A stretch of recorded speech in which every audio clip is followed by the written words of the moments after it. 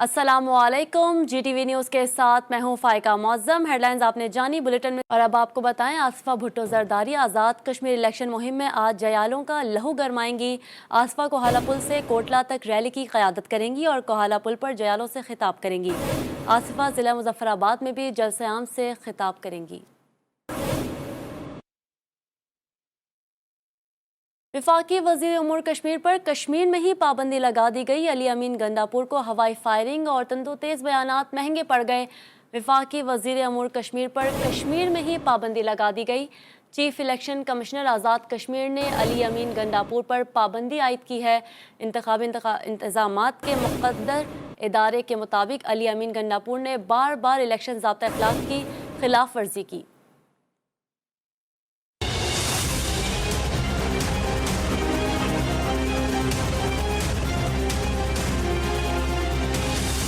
वैसे तो देखने थे उमूर कश्मीर, मगर क्या करें, आड़े आ गई तकदीर। वफाकी वजीर अली अमीन गंडापुर अब रहेंगे कश्मीर के इंतखाबात से दूर। ये सब बिला वजह नहीं हुआ। दरअसल वजीर मौसूफ की अपनी ही हरकतें उनके गले पड़ गयी। आजाद कश्मीर के इंतखाबात में खुलेआम नोटों की गड्डियाँ बांटने वाले वजीर मौसूफ माजी में भी कई एक खतरात से दो चार रहे हैं। कभी अपनी निगरानी में बच्चों को गाड़ी चलाना सिखाते हैं और कभी अवामी इज्तिमा में शहद पीने के दावे करते हैं। ये DPO जो मेरा कह रहा है कि मेरी गाड़ी में शराब थी, ये भी टेस्ट दे, मैं भी टेस्ट देता हूँ। गली मुक गई, बात ही खत्म। शहद है, 8 बोतल है, मैं शहद पीता हूँ। अली अमीन गंडापुर की मरियम नवाज और बिलावल भुट्टो जरदारी के बारे में नाशाइस्ता जुबान का शोर अभी दबा नहीं था कि उन्होंने नया कट्टा खोल दिया। तू नवाज शरीफ डाकू की बेटी है, अपने आप को कश्मीरी कहकर कश्मीरियों को बदनाम ना करो। अली अमीन गंडापुर ने मुबैना अवामी एहतजाज पर हवाई फायरिंग कर डाली। इलेक्शन कमीशन को ये बात ना भाई। चीफ इलेक्शन कमिश्नर ने आज़ाद कश्मीर में उनकी इंतखाबी जलसों में शिरकत पर पाबंदी लगा दी। और अब बात करेंगे कोरोना की। मुल्क में कोरोना वबा दोबारा फैलने लगी है। 24 घंटों के दौरान वबा में मुब्तला 39 मरीज इंतकाल कर गए। NCOC के जारी आदाद-ओ-शुमार के मुताबिक मरने वालों की मजमूई तादाद 22,760 हो गई। एक रोज़ के दौरान वबा के मजीद 2,783 नए केसेस सामने आ गए। मस्बत केसेस की शरह 5.65% रिकॉर्ड की गई। दुनिया भर में कोरोना के बाइस अमवात की अब तक मजमूई तादाद 40,91,996 हो गई है। कोरोना से मुतासिर अफराद की मजमूई तादाद 19,29,68,000 से जायद हो गई। कोरोना से अब तक मुतासिर अफराद में से 17,34,92,200 सेहतयाब हो गए हैं। अमेरिका में कोरोना से मरने वालों की मजमूई तादाद 6,24,606 हो गई है। भारत में वबा से हलाक होने वालों की तादाद 4,13,123 हो गई।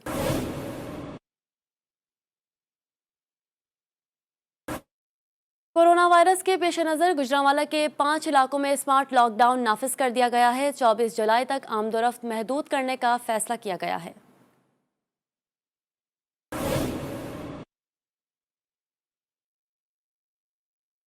दीगर खबरों में आपको बताएं, कराची की इंसदाद दहशतगर्दी की अदालत में MQM लंदन के मुबैना रॉ के एजेंट्स के केस की समाअत आज होगी। केस की पेशरफ्त के बारे में बात करते हैं अपने नुमाइंदे नज़ीर मेमन से। नज़ीर, बताएगा केस की समाअत कब शुरू होगी? जी बिल्कुल, कराची की इंसदाद दहशतगर्दी अदालत में MQM लंदन के जो मुबैना रॉ के एजेंट्स के मुकदमे की समाअत जो है वो खुशी के बाद शुरू होगी। केस में वफाकी हुकूमत की जो जानिब से deputy attorney general Jameel Shah को जो है मुकर्रर किया गया था। जमील शाह की बतौर प्रोसिक्यूटर तैनात से मुतल्लिक अदालत को भी वो आज़ाद किया गया था, जबकि केस का एक मुलजिम जो जफर टेंशन है वो जेल में इंतकाल कर गया था। केस में 12 मुलजमान को जो है FIA ने गिरफ्तार किया था। तमाम जो मुलजमान है वो अदालती रिमांड पर जेल में। FIA साइबर क्राइम विंग ने मुलजमान के खिलाफ मुकदमा दर्ज कर रखा है।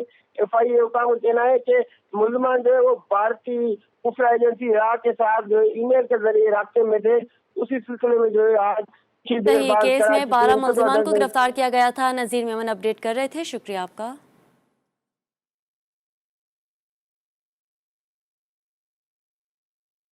वफाकी दारुल हुकूमत के सेक्टर G11 में कचरे की मौजूदगी ने इलाका मकीनों को शदीद अजियत में मुब्तला कर दिया है।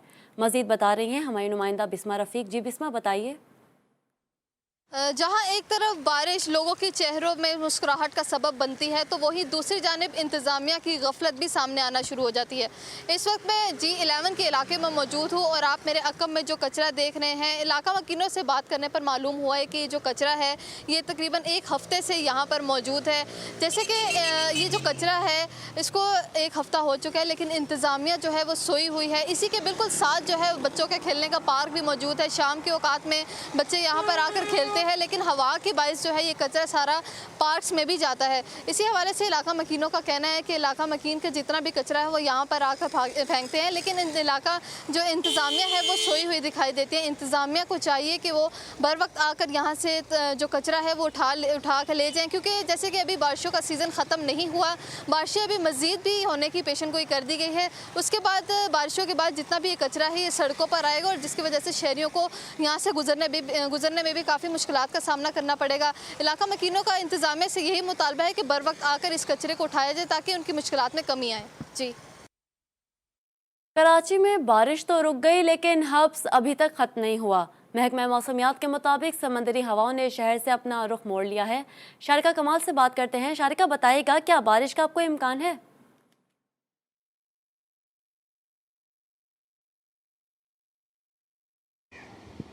जी नहीं, महकमा मौसमी से कहा जा रहा है कि जो मानसून का पहला स्पेल है तकरीबन ख़त्म हो चुका है। जो बारिश बरसाने वाला सिस्टम है वो बेहद कमज़ोर हो चुका है। गुज़श्ता रोज़ भी पेशगोई की गई थी कि इससे पहले जो बारिश हुई थी थंडर स्टॉर्म्स के साथ, वैसे ही कल की भी पेशगोई की गई थी। कल भी शाम के औकात में गरज चमक और तेज़ आंधी के साथ बारिश में तवक्को है, लेकिन हमने देखा कि सिर्फ बूंदाबांदी हुई, कुछ इलाकों में वो भी हुई। उसके बाद बारिश कोई नहीं हुई। महकमा मौसमी से कहा गया कि जो मानसून का स्पेल बरसाने वाला सिस्टम था जो शहर में दाखिल हो रहा था वो कमज़ोर गया, फिर बारिश नहीं हुई। इसके बाद कहा गया कि वैसे भी महकमा मौसमी से पेशगोई की गई थी कि बारिश का सिलसिला है वो सिर्फ कल रात तक ही होगा। आज से वैसे ही सिस्टम कमज़ोर हो जाना था, तो वो सिस्टम कल से ही कमज़ोर हो चुका। फिलहाल शहर में इस स्पेल के नतीजे में तेज़ बारिश का या आंधी का, थंडर स्टॉर्म का कोई भी इम्कान नहीं है। ये कहा जा रहा है कि अगर बहुत ज़्यादा हुआ तो कहीं कुछ इलाकों में हल्की बारिश हो सकती है, बूंदाबांदी का इम्कान जाहिर किया जा रहा है। जबकि जो तेज़ बारिश है वो इस स्पेल की ख़त्म हो चुकी है। हब्स की बात करें तो इस वक्त भी शहर में शदीद हब्स का समा है।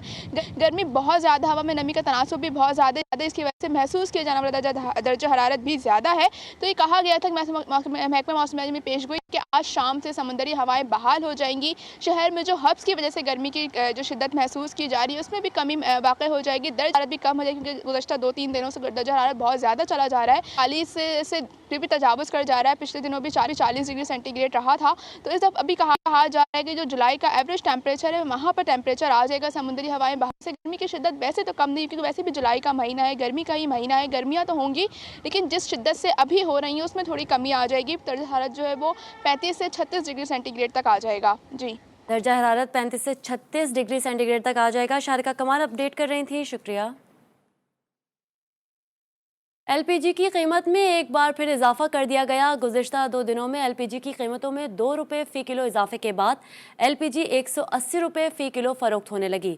रिक्शा ड्राइवर्स की मुश्किलात के बारे में बता रही हैं रिजवाना शेख। जी रिजवाना, अपडेट कीजिए। जी बिल्कुल, ईद में कुछ रोज़ बाकी हैं, लेकिन महंगाई का जिन जो है वो ताहाल बेकाबू है और एलपीजी की कीमतों की ऊंची उड़ान भी जारी है।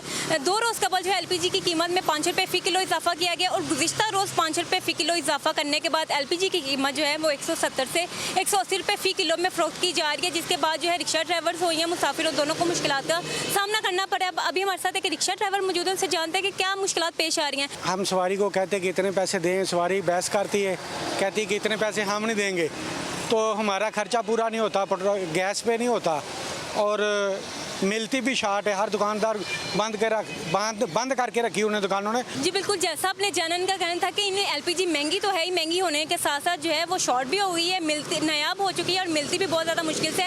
इसी के साथ साथ अगर मैं आपकी बात करूँ तो माह जून में एलपीजी की कीमतों में 3 बार इजाफा किया गया था और उसके बाद अब जुलाई के महीने में 2 से 3 बार इजाफा कर दिया गया है, जिसके बाद एलपीजी डिस्ट्रीब्यूशन का ये कहना है कि 31 जुलाई को मुल्क हड़ताल की जाएगी और एहतजाज का भी ऐलान किया जाएगा कि हुकूमत महंगाई को कंट्रोल कर एलपीजी की कीमतों को भी जो है वो कंट्रोल करे। जी, कराची में डिस्ट्रिक्ट सेंट्रल की जिला इंतजामिया का अनोखा कारनामा, अजीजाबाद के इलाके में ईदगाह ग्राउंड को कचरे के डंपिंग पॉइंट में तब्दील कर दिया। मजीद बता रहे हैं हमारे नुमाइंदे रिजवान अहद खान। जी रिजवान, बताइए। जी बिल्कुल, देखिए मैं इस टाइम मौजूद हूँ डिस्ट्रिक्ट सेंट्रल के इलाके अजीज़ाबाद में और यहाँ मैं एक ज़िला इंतज़ामिया का अनोखा कारनामा आपको दिखाऊंगा। बारिशों का सीज़न चल रहा है, मानसून का आगाज़ हो गया है। गली मोहल्ले जो हैं वो तालाब का मंजर पेश कर रहे हैं। चंद घंटे की बारिश होती है, उसके बाद गली मोहल्ले जो हैं वो पानी से भर जाते हैं। ईद का टाइम है, बकरा ईद की तमाम लोग जो है अपने अपने घरों में जानवर लेकर आ रहे हैं। चंद रोज़ बाद बकरा ईद है। ईद की ईदगाह जो था अजीज़ाबाद का ईदगाह ग्राउंड, वो ज़िला इंतज़ामिया की जानिब से कचरा कुंडी में तब्दील कर दिया गया है। ये यकीनन अनोखा कारनामा है कि ये आप देख रहे हैं, ये अजीज़ाबाद का इलाकाई जो है चारों तरफ रहायशी आबादी है इसके। ये इलाके का ईदगाह ग्राउंड था। यहाँ साल में 2 दफ़ा ईद और बकरा ईद में नमाज पढ़ी जाती थी, लेकिन आज ये इलाके का डंपिंग पॉइंट बना दिया गया है।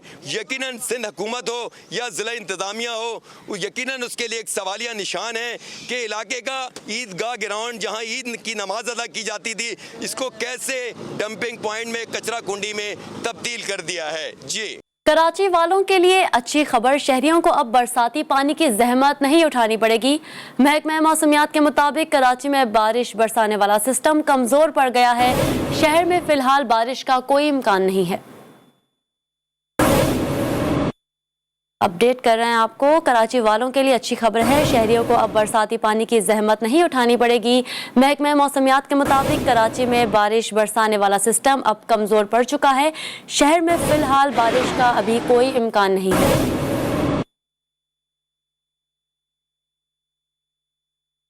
मर्दान बोर्ड के ज़ेरे एहतमाम पर्चे आउट होने की रिवायत बरकरार है। आज होने वाला 10वीं जमात का रियाजी का पर्चा वक्त से पहले ही आउट हो गया।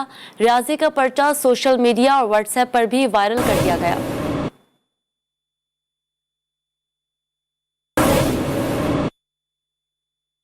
ताशकंद में जारी कॉन्फ्रेंस के दौरान वज़ीर आज़म इमरान खान ने अफगानिस्तान और भारत को खड़ी खड़ी सुना दी। वज़ीर आज़म इमरान खान ने दुनिया पर वाज़े कर दिया कि अफगानिस्तान के ख़राब हालात सबसे ज़्यादा पाकिस्तान मुतासिर हो रहा है, जबकि अफगानिस्तान में अमन, मुसालिहत और तामीर नौ इक़्तिसादी तरक्की के तमाम इक़दामात की हिमायत जारी रखेंगे। तफसीलात इस रिपोर्ट में देखिए।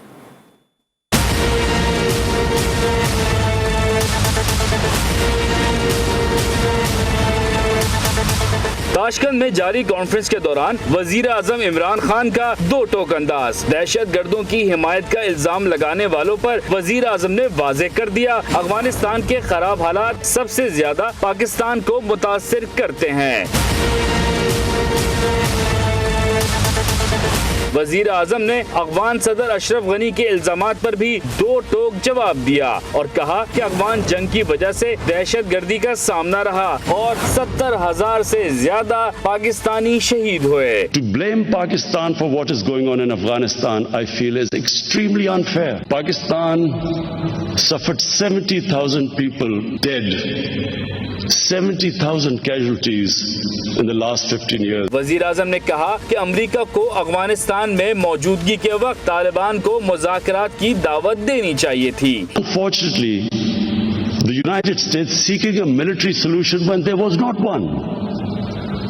When there were 150,000 troops, NATO troops in Afghanistan, the greatest military machine, that was the time to ask the Taliban to come on the table. वजीर आजम ने मसला कश्मीर पर भी भरपूर आवाज उठाई और मजलूम कश्मीरियों का मुकदमा लड़ा। इमरान खान ने दुनिया को बावर कराया कि पाकिस्तान और भारत के दरमियान सबसे बड़ा मसला कश्मीर पर भारत का गासिबाना कब्जा है। Pakistan and India, our main issue is Kashmir. If we can resolve that issue, just imagine the impact, connectivity between Central Asia, Pakistan, the whole area changes. Imran Khan ने कहा कि पाकिस्तान अफगानिस्तान के तमाम पड़ोसी मुल्कों और मुतल्लिका बैनुल-अक़वामी फरीक़ैन के साथ मिलकर काम करने के लिए तैयार है ताकि जंग के बजाय मुज़ाकरात से हल निकाला जा सके। पाकिस्तान ने अफगानिस्तान के हवाले से होने वाली कॉन्फ्रेंस मुलतवी कर दी। ज़राए के मुताबिक पाकिस्तान ने कॉन्फ्रेंस अफगानिस्तान की दरख्वास्त पर मुलतवी की।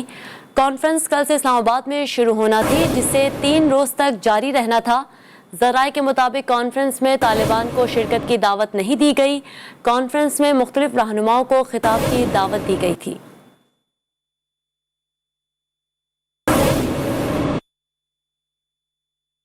पाकिस्तान के खिलाफ अफगान सरजमीन इस्तेमाल नहीं होने देंगे। तर्जुमान अफगान तालिबान सुहेल शाहीन ने जी न्यूज़ के प्रोग्राम 7 से 8 में गुफ्तगू करते हुए सना हाशमी के सवाल पर जवाब देते हुए कहा कि पाकिस्तान के अमन के लिए किरदार का खैर मकदम करते हैं।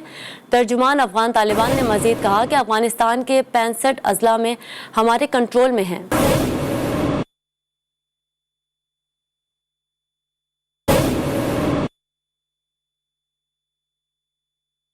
सऊदी अरब में इंतकाल कर जाने वाले पाकिस्तानियों की मैयतों को वापस भिजवाने के लिए कारोबारी शख्सियात की जानिब से कमेटी तश्कील दी गई, जो अब अपनी मदद आप के तहत मैयतों को पाकिस्तान भिजवाने के इंतजाम करेगी। सऊदी अरब के शहर अल जबील में पाकिस्तानी कारोबारी शख्सियात की जानिब से बनाई गई कमेटी के शुरका का कहना था कि सऊदी अरब में इंतकाल कर जाने वाले अफराद की मैयतें कई माह सर्द खानों में पड़ी रहती हैं, जिनकी वापसी के लिए कागजी कार्रवाई के अलावा हज़ारों रियाल अखराजात आते हैं। हमारी कोशिश होगी कि हम सफारत खाना पाकिस्तान की मुआवनत से पाकिस्तानियों की मैयतों को जल्द अज जल्द वतन रवाना करने के लिए इक़दाम करें।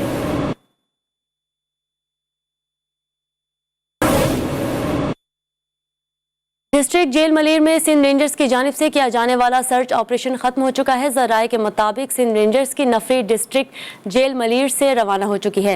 रेंजर्स की नफरी 40 से ज़ायद गाड़ियों में मलीर जेल पहुंची थी। ज़राए के मुताबिक रेंजर्स एहलकारों ने जेल के मुख्तलिफ हिस्सों को मुकम्मल सर्च किया। ऑपरेशन के दौरान कैदियों की जामा तलाशी भी ली गई। ऑपरेशन में सुर्ख रसां कुत्तों का भी इस्तेमाल किया गया। बम डिस्पोजल स्क्वाड की टीम ने भी हिस्सा लिया। ऑपरेशन के दौरान कैदियों के बैरक्स और सेल की तलाशी ली गई और कैदियों से पूछगछ भी की गई।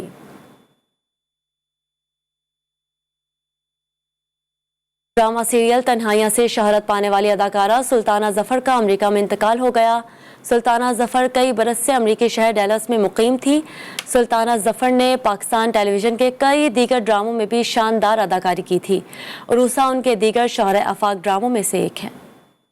पहले तो ना मैं इतनी परेशान थी कि पता नहीं नई जगह पर कैसे पड़ोसी मिले, मगर हाथी भाई वगैरह से मिलकर तो मैं इतनी खुश हुई। ईमान से ऐसे लोग तो किस्मत वालों को मिलते हैं। गर्द आलू गंदी खुद तो जैसे कि बड़ा परिस्तान से उतर कर आया, चिपकिया से चंबू उजाड़ सूरत। ये क्या हुआ? अजी खाला पुराने टीन के लोटे को ऐसा रख के पत्थर से मारे तो वो कैसा पिचक जाता, उसको चिपकिया से चंबू बोलते।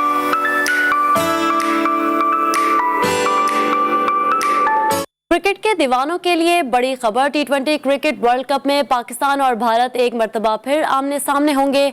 आईसीसी ने वर्ल्ड कप के लिए ग्रुप्स का ऐलान कर दिया है। पाकिस्तान और भारत को एक ही ग्रुप में रखा गया है।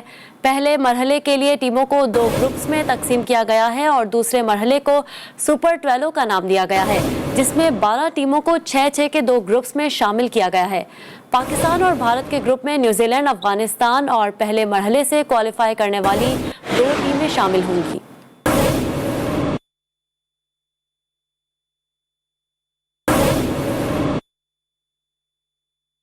टोक्यो ओलंपिक्स में शरीक पाकिस्तानी स्क्वाड के अहम रुकन शाह हुसैन शाह ने कहा है कि टोक्यो गेम्स के लिए मैं तैयार हूं। मेरी कोशिश है कि मैं अपने वालिद Olympian bronze medalist boxer Hussain Shah की तरह पाकिस्तान का नाम रोशन कर सकूं। उन्होंने कहा कि 1988 सिविल ओलंपिक्स के बाद पाकिस्तान इन गेम्स में कोई मेडल हासिल नहीं कर सका है। मेरी तैयारी शानदार है। उम्मीद है जोड़ों के इवेंट में कौम को मायूस नहीं करूँगा। लास्ट ईयर का मेरा परफॉर्मेंस अच्छा था तो मेरी रैंकिंग हाई थी, लेकिन उसके बाद कोविड की वजह से फाइट में जाना बहुत मुश्किल था, तो मेरा अपनी वर्ल्ड रैंकिंग को कीप करना बहुत मुश्किल हालत में था। लेकिन अल्हम्दुलिल्लाह फिर भी बहुत लोगों की सपोर्ट में Pakistan judo federation, army sports director या POA हो गया या पाकिस्तान स्पोर्ट्स बोर्ड, बहुत लोगों की सपोर्ट की वजह से अभी मैं इस पोजीशन में हूँ। बलोचिस्तान बाजीगर ने खैबर ईगल्स को शिकस्त देकर कौमी अंडर 23 फुटबॉल चैंपियनशिप जीत ली है। एबटाबाद में चैंपियनशिप का फाइनल खैबर ईगल्स और बलोचिस्तान बाजीगर के दरमियान खेला गया। सनसनीखेज मुकाबले के बावजूद मुकर्ररा वक्त में दोनों टीमें गोल करने में नाकाम रहीं। इजाफी वक्त में बलोचिस्तान बाजीगर के सैफुल्ला ने मुकाबले का वाहिद गोल स्कोर करके अपनी टीम को फतेह दिलाई। तीसरी पोजीशन के मैच में KP के फैल्कन ने इस्लामाबाद टाइगर्स को 1-2 गोल से शिकस्त दी।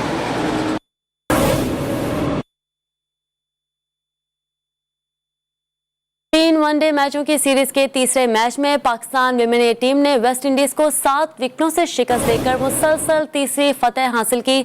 सेंट जॉन्स में खेले गए मैच में पाकिस्तान ने 205 रन का हदफ 3 विकेटों के नुकसान पर हासिल किया। आलिया रियाज ने 63, जवेरिया रऊफ ने 43, आयशा जफर ने 36 रन बनाए। वेस्ट इंडीज की शनेता ग्रेमोंड ने 2 विकेटें हासिल की। उससे कबल पाकिस्तान ने टॉस जीतकर वेस्ट इंडीज को बैटिंग की दावत दी। वेस्ट इंडीज टीम 204 रन बना सकी। कियाना जोसेफ ने 48, शनेता ग्रेमोंड ने 40 रन बनाए।